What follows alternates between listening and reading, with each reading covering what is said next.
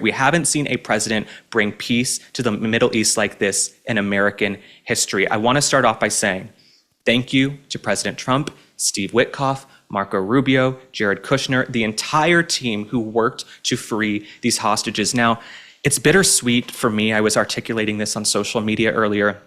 It's bittersweet for me. I'm so happy these hostages are freed. They're reunited with their families, but there's so many hostages who will never come home or who will not come home alive. And I don't even want to think about the barbarism and the treatment that they suffered and they endured for over 2 years at this point, just over 2 years. But thank you to President Trump and the entire team for the past 10 years. Since President Trump got into presidential politics, he was called a Nazi, fascist, Hitler, and what has he done? He has worked to bring peace around the world and end these wars. Very seldom in history do they call the guy who is freeing the Israeli hostages a Nazi, a fascist, a Hitler. But those critics today are very quiet.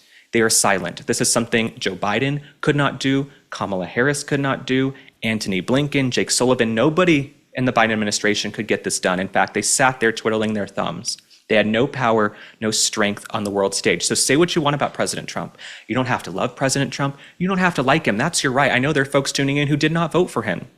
But he is the only person who has this unique ability to bend the world at his will and get shit done. So I'm very grateful the hostages are coming home.